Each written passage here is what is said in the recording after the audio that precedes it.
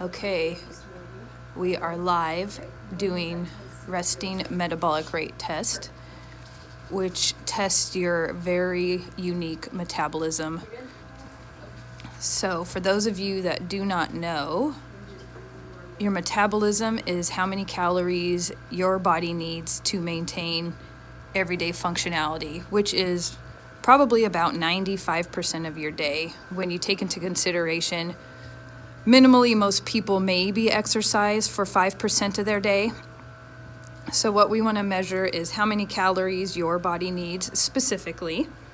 Once we know that, then we can figure out how many calories you need for the day, including your exercise. And that's where we consult with you. So we're going to figure out how many calories Jessica needs for an entire day just to maintain everyday functions. We're also going to be able to see if she is more of a carbohydrate burner or more of a fat burner. So once we figure out if she burns more carbs or fats, we can better understand her body and figure out the proper ratios of carbs and fats that she needs. We're also going to be able to consult with her and ask her what type of exercise she does. So let's just say if Jessica was planning on doing the ketogenic diet, but she goes to spin class every day, we would be able to analyze her body and know that she's going to need more carbohydrates in her diet so she does not burn through her muscle. So this crazy chair right here is just a massage chair, which is awesome. Is the chair okay? All right. She says yes. So the other 5% of your day, we want to look at what type of activity you're doing, which is the VO2 test here. This is where we're going to figure out with this same machine here how your body is burning carbs and fats with activity. So from the point of you walking to the point of you maxing out your cardio, which could be jogging at an incline, it could be walking at an incline, it could be running at an incline, depending on your fitness level. So once we are able to pair what you need at rest with what you're doing for exercise, that's kind of the missing link into figuring out your body and your nutrition. So right now she's in the calibration period. She's got about 25 seconds left. So this piece of equipment calibrates prior to starting your test for each client. And then once we get started, it takes about 17 minutes. And I won't have you guys on a live video to sit here for 17 minutes.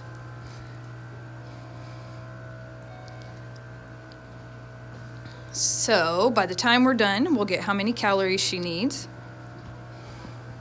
So now it just finished. So now we're going to start her test and we'll give you guys some insight into this.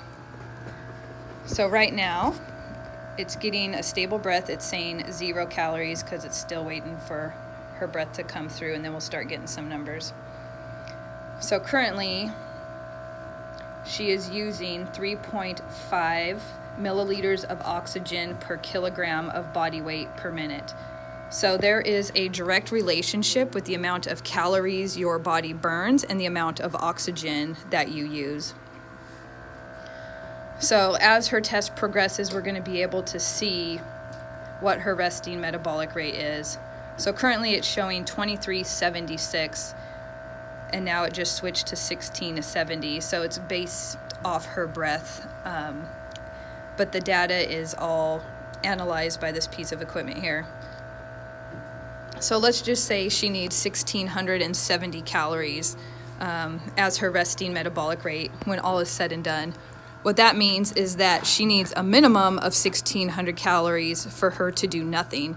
So for this scenario here, if Jessica was doing nothing and she did not exercise at all, and let's say she wanted to lose weight, we would have to figure out a healthy deficit for her to lose weight. So we would consult with her again, and we would make the proper recommendations, whether through doing macros, whether through doing a custom meal plan or nutritional coaching. We would help her get to her goal weight Of course, we would recommend that she exercises because the more muscle mass you have, the faster your metabolism gets. Because, oh, thank you, Mr. Hitman. So the faster your metabolism gets once you put on muscle, this is because your body actually is required to burn more energy to maintain muscle. So strength training is always important. If you are burning through your muscle, which we were talking about earlier. So let's just say you're doing a lot of high intensity cardio and you're not eating carbs. Typically, most people's bodies prefer to burn carbohydrates as fuel. If you're not eating enough carbs, your body will burn through the carbohydrates that you do have stored, and then it'll tap into your muscle. So you may be losing weight on the scale, but what we want to know is what type of weight are you losing. It could be predominantly muscle, water, and a little bit of fat. But keep in mind, even though that scale number is going down, we want to make sure that it's not muscle that you're losing, because then you're going to be going backwards. You're going to be slowing your metabolism down. So for those of you who like numbers, roughly for every pound of muscle you put on, your body burns an additional 50 calories a day. So if you were to put on 5 pounds of muscle, you're burning another 250 calories per day. So that means you get to eat more. Good news, right? And when we're talking about eating carbs, we want to talk about good, healthy carbs. So fruits and vegetables do have carbohydrates in them. We're not talking about consuming pastas and breads and processed foods. Here's Kalani. Kick me off.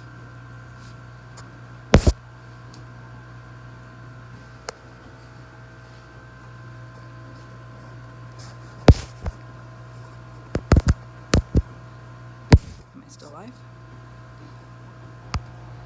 All right. Can you guys still hear me that are watching?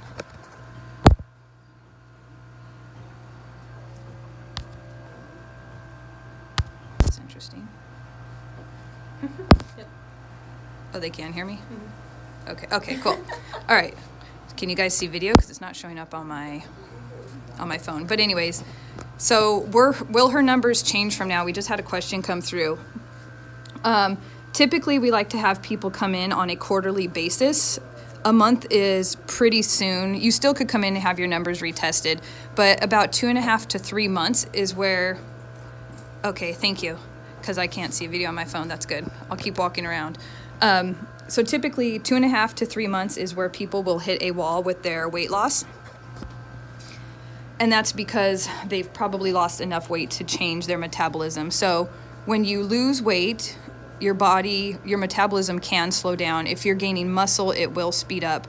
Other things involved are frequency of eating, genetics, things like that can all change your metabolism.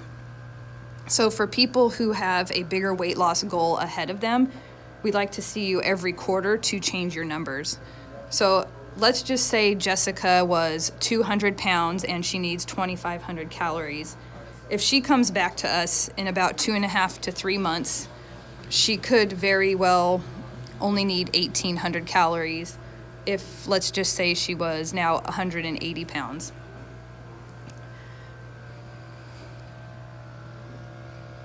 So we want to keep up with the changes in your metabolisms. So if she came back at 180 pounds, we would adjust her calories based off her new resting metabolic rate, and then proceed to track her for the next several months. So if you are leaner, we probably would recommend you come in once, maybe twice a year, depending on what your goal is for your resting metabolic rate.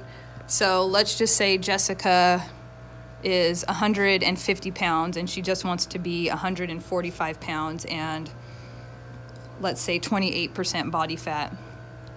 We would have her do it now, have her come in, check her body fat and her muscle mass before we retest her metabolism.